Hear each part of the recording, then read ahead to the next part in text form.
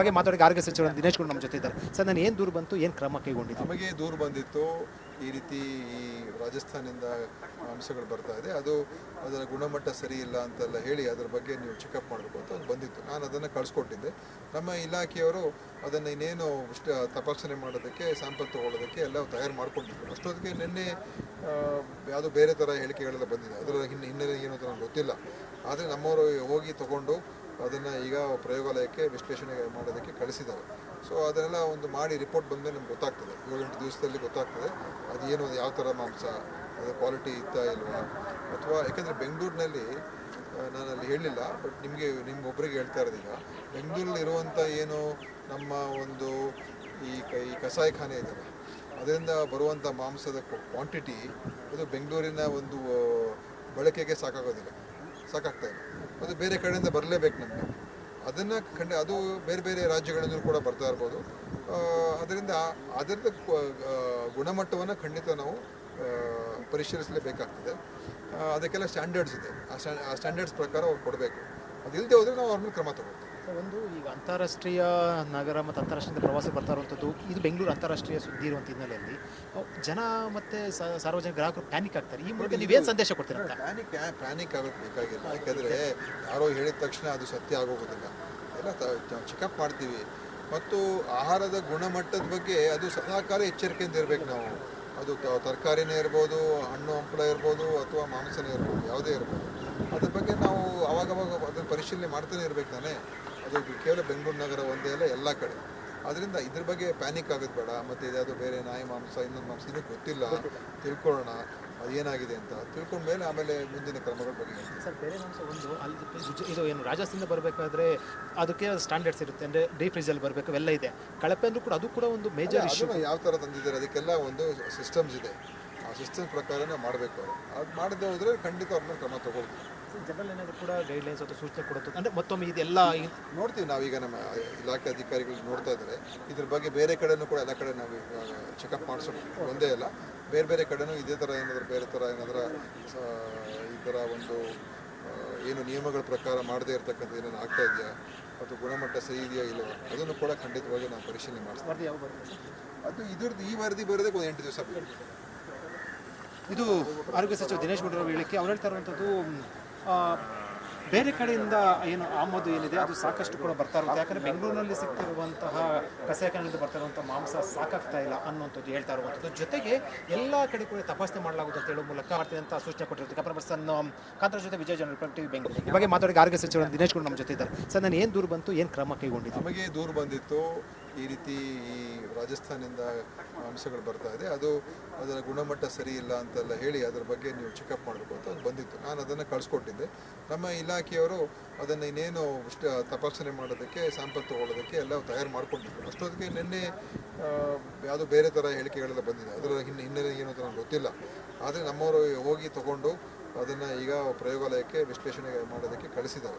So ಅದನ್ನೆಲ್ಲ ಒಂದು ಮಾಡಿ ರಿಪೋರ್ಟ್ ಬಂದಮೇಲೆ ನಮ್ಗೆ ಗೊತ್ತಾಗ್ತದೆ, 7-8 ದಿವಸದಲ್ಲಿ ಗೊತ್ತಾಗ್ತದೆ ಅದೇನು, ಯಾವ ಥರ ಮಾಂಸ, ಅದು ಕ್ವಾಲಿಟಿ ಇತ್ತಾ ಇಲ್ವಾ, ಅಥವಾ ಯಾಕೆಂದರೆ ಬೆಂಗಳೂರಿನಲ್ಲಿ ನಾನು ಅಲ್ಲಿ ಹೇಳಲಿಲ್ಲ, ಬಟ್ ನಿಮ್ಗೊಬ್ಬರಿಗೆ ಹೇಳ್ತಾ ಇರೋದು, ಈಗ ಬೆಂಗಳೂರಲ್ಲಿ ಇರುವಂಥ ಏನು ನಮ್ಮ ಒಂದು ಈ ಕಸಾಯಿಖಾನೆ ಇದ್ದಾವೆ, ಅದರಿಂದ ಬರುವಂಥ ಮಾಂಸದ ಕ್ವಾಂಟಿಟಿ ಅದು ಬೆಂಗಳೂರಿನ ಒಂದು ಬಳಕೆಗೆ ಸಾಕಾಗ್ತಾ ಇಲ್ಲ. ಅದು ಬೇರೆ ಕಡೆಯಿಂದ ಬರಲೇಬೇಕು ನಮಗೆ. ಅದನ್ನು ಅದು ಬೇರೆ ಬೇರೆ ರಾಜ್ಯಗಳಿಂದ ಕೂಡ ಬರ್ತಾ ಇರ್ಬೋದು.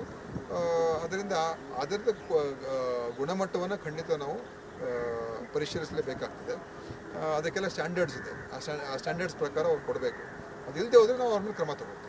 ಒಂದು ಈಗ ಅಂತಾರಾಷ್ಟ್ರೀಯ ನಗರ ಮತ್ತು ಅಂತಾರಾಷ್ಟ್ರೀಯ ಪ್ರವಾಸ ಬರ್ತಾ ಇರುವಂಥದ್ದು, ಇದು ಬೆಂಗಳೂರು ಅಂತಾರಾಷ್ಟ್ರೀಯ ಸುದ್ದಿ ಇರುವಂಥ ಹಿನ್ನೆಲೆಯಲ್ಲಿ ಜನ ಮತ್ತು ಸಾರ್ವಜನಿಕ ಗ್ರಾಹಕರು ಪ್ಯಾನಿಕ್ ಆಗ್ತಾರೆ. ಈ ಮೂಲಕ ನೀವೇನು ಸಂದೇಶ ಕೊಡ್ತೀರಾ ಅಂತ?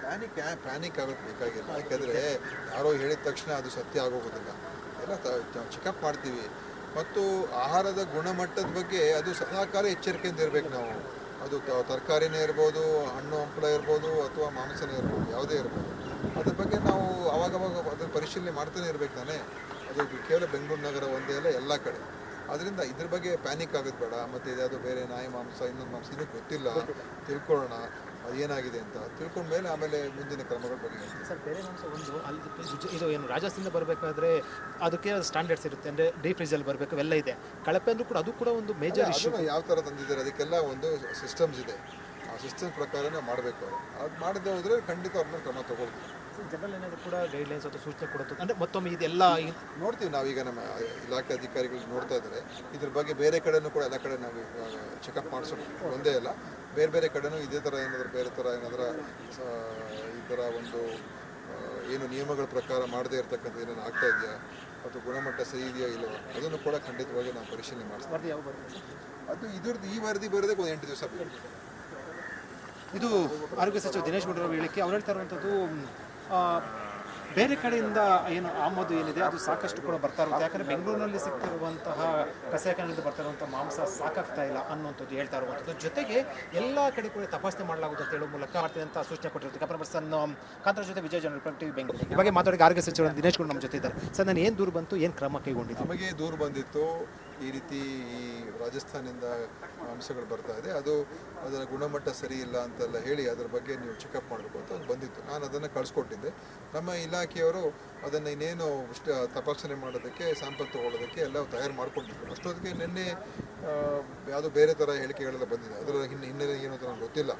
ಆದರೆ ನಮ್ಮವರು ಹೋಗಿ ತೊಗೊಂಡು ಅದನ್ನು ಈಗ ಪ್ರಯೋಗಾಲಯಕ್ಕೆ ವಿಶ್ಲೇಷಣೆ ಮಾಡೋದಕ್ಕೆ ಕಳಿಸಿದ್ದಾರೆ. ಸೊ ಅದನ್ನೆಲ್ಲ ಒಂದು ಮಾಡಿ ರಿಪೋರ್ಟ್ ಬಂದಮೇಲೆ ನಮ್ಗೆ ಗೊತ್ತಾಗ್ತದೆ. 7-8 ದಿವಸದಲ್ಲಿ ಗೊತ್ತಾಗ್ತದೆ ಅದೇನು, ಯಾವ ಥರ ಮಾಂಸ, ಅದು ಕ್ವಾಲಿಟಿ ಇತ್ತಾ ಇಲ್ವಾ ಅಥವಾ. ಯಾಕೆಂದರೆ ಬೆಂಗಳೂರಿನಲ್ಲಿ ನಾನು ಅಲ್ಲಿ ಹೇಳಲಿಲ್ಲ, ಬಟ್ ನಿಮ್ಗೊಬ್ಬರಿಗೆ ಹೇಳ್ತಾ ಇರೋದು, ಈಗ ಬೆಂಗಳೂರಲ್ಲಿ ಇರುವಂಥ ಏನು ನಮ್ಮ ಒಂದು ಈ ಕಸಾಯಿಖಾನೆ ಇದ್ದಾವೆ, ಅದರಿಂದ ಬರುವಂಥ ಮಾಂಸದ ಕ್ವಾಂಟಿಟಿ ಅದು ಬೆಂಗಳೂರಿನ ಒಂದು ಬಳಕೆಗೆ ಸಾಕಾಗ್ತಾ ಇಲ್ಲ. ಅದು ಬೇರೆ ಕಡೆಯಿಂದ ಬರಲೇಬೇಕು ನಮಗೆ. ಅದನ್ನು ಅದು ಬೇರೆ ಬೇರೆ ರಾಜ್ಯಗಳಿಂದ ಕೂಡ ಬರ್ತಾ ಇರ್ಬೋದು. ಅದರಿಂದ ಅದರದ ಗುಣಮಟ್ಟವನ್ನು ಖಂಡಿತ ನಾವು ಪರಿಶೀಲಿಸಲೇಬೇಕಾಗ್ತದೆ. ಅದಕ್ಕೆಲ್ಲ ಸ್ಟ್ಯಾಂಡರ್ಡ್ಸ್ ಇದೆ. ಆ ಸ್ಟ್ಯಾಂಡರ್ಡ್ಸ್ ಪ್ರಕಾರ ಅವ್ರು ಕೊಡಬೇಕು. ಅದಿಲ್ಲದೆ ಹೋದರೆ ನಾವು ಅವ್ರ ಮೇಲೆ ಕ್ರಮ ತಗೊಳ್ತೀವಿ. ಒಂದು ಈಗ ಅಂತಾರಾಷ್ಟ್ರೀಯ ನಗರ ಮತ್ತು ಅಂತಾರಾಷ್ಟ್ರೀಯ ಪ್ರವಾಸ ಬರ್ತಾ ಇರುವಂಥದ್ದು, ಇದು ಬೆಂಗಳೂರು ಅಂತಾರಾಷ್ಟ್ರೀಯ ಸುದ್ದಿ ಇರುವಂಥ ಹಿನ್ನೆಲೆಯಲ್ಲಿ ಜನ ಮತ್ತು ಸಾರ್ವಜನಿಕ ಗ್ರಾಹಕರು ಪ್ಯಾನಿಕ್ ಆಗ್ತಾರೆ. ಈ ಮೂಲಕ ನೀವೇನು ಸಂದೇಶ ಕೊಡ್ತೀರ ಅಂತ? ಪ್ಯಾನಿಕ್ ಆಗೋದು ಬೇಕಾಗಿಲ್ಲ. ಯಾಕೆಂದರೆ ಯಾರೋ ಹೇಳಿದ ತಕ್ಷಣ ಅದು ಸತ್ಯ ಆಗೋಗೋದಿಲ್ಲ. ಎಲ್ಲ ಚೆಕಪ್ ಮಾಡ್ತೀವಿ. ಮತ್ತು ಆಹಾರದ ಗುಣಮಟ್ಟದ ಬಗ್ಗೆ ಅದು ಸದಾಕಾಲ ಎಚ್ಚರಿಕೆಯಿಂದ ಇರಬೇಕು ನಾವು. ಅದು ತರಕಾರಿನೇ ಇರ್ಬೋದು, ಹಣ್ಣು ಹಂಪಲ ಇರ್ಬೋದು, ಅಥವಾ ಮಾಂಸನೇ ಇರ್ಬೋದು, ಯಾವುದೇ ಇರ್ಬೋದು. ಅದ್ರ ಬಗ್ಗೆ ನಾವು ಅವಾಗವಾಗ ಅದನ್ನು ಪರಿಶೀಲನೆ ಮಾಡ್ತಾನೆ ಇರಬೇಕು ತಾನೇ. ಅದು ಕೇವಲ ಬೆಂಗಳೂರು ನಗರ ಒಂದೇ ಅಲ್ಲ, ಎಲ್ಲ ಕಡೆ.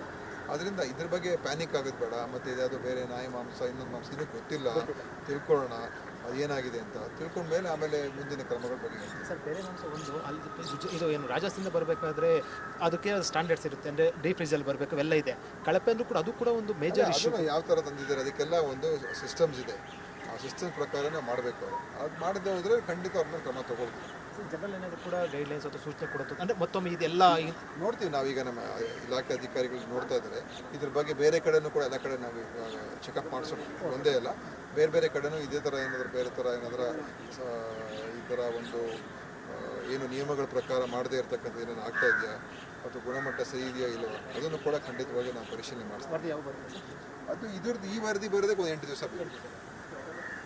ಇದು ಆರೋಗ್ಯ ಸಚಿವ ದಿನೇಶ್ ಗುಂಡೂರಾವ್ ಹೇಳಿಕೆ. ಅವ್ರು ಹೇಳ್ತಾ ಇರುವಂಥದ್ದು ಬೇರೆ ಕಡೆಯಿಂದ ಏನು ಆಮದು ಏನಿದೆ ಅದು ಸಾಕಷ್ಟು ಕೂಡ ಬರ್ತಾ ಇರುತ್ತೆ. ಯಾಕಂದರೆ ಬೆಂಗಳೂರಿನಲ್ಲಿ ಸಿಗ್ತಿರುವಂತಹ ಕಸಾಯಿಖಾನೆಯಿಂದ ಬರ್ತಾ ಇರುವಂಥ ಮಾಂಸ ಸಾಕಾಗ್ತಾ ಇಲ್ಲ ಅನ್ನುವಂಥದ್ದು ಹೇಳ್ತಾ ಇರುವಂಥದ್ದು. ಜೊತೆಗೆ ಎಲ್ಲ ಕಡೆ ಕೂಡ ತಪಾಸಣೆ ಮಾಡಲಾಗುತ್ತೆ ಅಂತ ಹೇಳೋ ಮೂಲಕ ಮಾಡ್ತೀನಿ ಅಂತ ಸೂಚನೆ ಕೊಟ್ಟಿರುತ್ತೆ. ಕ್ಯಾಮರಾ ಪರ್ಸನ್ ಕಾಂತರ ಜೊತೆ ವಿಜಯ್ ಜನರಲ್ ಟಿವಿ ಬೆಂಗಳೂರು. ಈ ಬಗ್ಗೆ ಮಾತಾಡೋಕೆ ಆರೋಗ್ಯ ಸಚಿವ ದಿನೇಶ್ ಗುಂಡೂರಾವ್ ನಮ್ಮ ಜೊತೆ ಇದ್ದಾರೆ. ಸರ್, ನಾನು ಏನು ದೂರು ಬಂತು, ಏನು ಕ್ರಮ ಕೈಗೊಂಡಿದ್ದು? ನಮಗೆ ದೂರು ಬಂದಿತ್ತು, ಈ ರೀತಿ ಈ ರಾಜಸ್ಥಾನದಿಂದ ಮಾಂಸಗಳು ಬರ್ತಾ ಇದೆ, ಅದು ಅದರ ಗುಣಮಟ್ಟ ಸರಿ ಇಲ್ಲ ಅಂತೆಲ್ಲ ಹೇಳಿ ಅದರ ಬಗ್ಗೆ ನೀವು ಚೆಕಪ್ ಮಾಡಬೇಕು ಅಂತ ಅದು ಬಂದಿತ್ತು. ನಾನು ಅದನ್ನು ಕಳಿಸ್ಕೊಟ್ಟಿದ್ದೆ.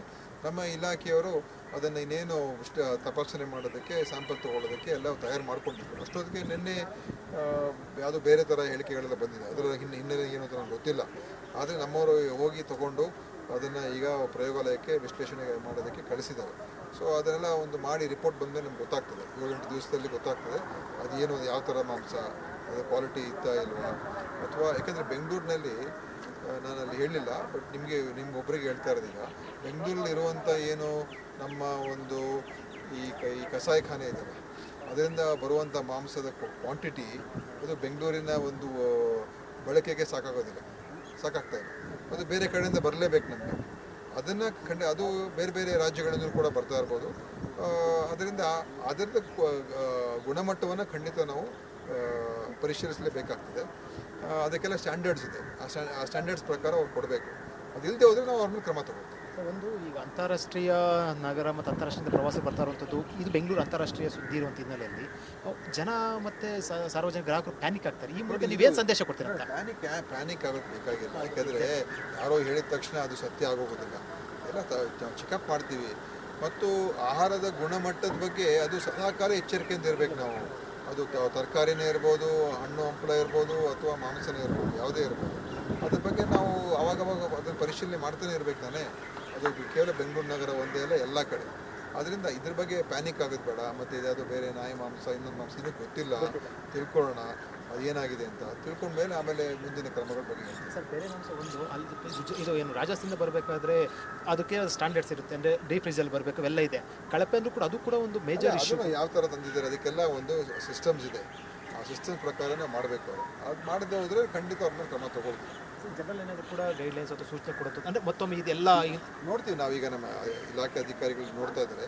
ಇದ್ರ ಬಗ್ಗೆ ಬೇರೆ ಕಡೆನೂ ಕೂಡ ಎಲ್ಲ ಕಡೆ ನಾವು ಚೆಕಪ್ ಮಾಡಿಸೋದು ಒಂದೇ ಅಲ್ಲ, ಬೇರೆ ಬೇರೆ ಕಡೆನೂ ಇದೇ ಥರ ಏನಾದರೂ ಬೇರೆ ಥರ ಏನಾದರೂ ಈ ಥರ ಒಂದು ಏನು ನಿಯಮಗಳ ಪ್ರಕಾರ ಮಾಡದೇ ಇರತಕ್ಕಂಥ ಏನೇನು ಆಗ್ತಾ ಇದೆಯಾ ಅಥವಾ ಗುಣಮಟ್ಟ ಸರಿ ಇದೆಯಾ ಇಲ್ಲವೋ ಅದನ್ನು ಕೂಡ ಖಂಡಿತವಾಗಿ ನಾವು ಪರಿಶೀಲನೆ ಮಾಡಿಸ್ತೀವಿ. ಅದು ಇದ್ರದ್ದು ಈ ವರದಿ ಬರೋದಕ್ಕೆ ಒಂದು 8 ದಿವಸ ಬೇಕು.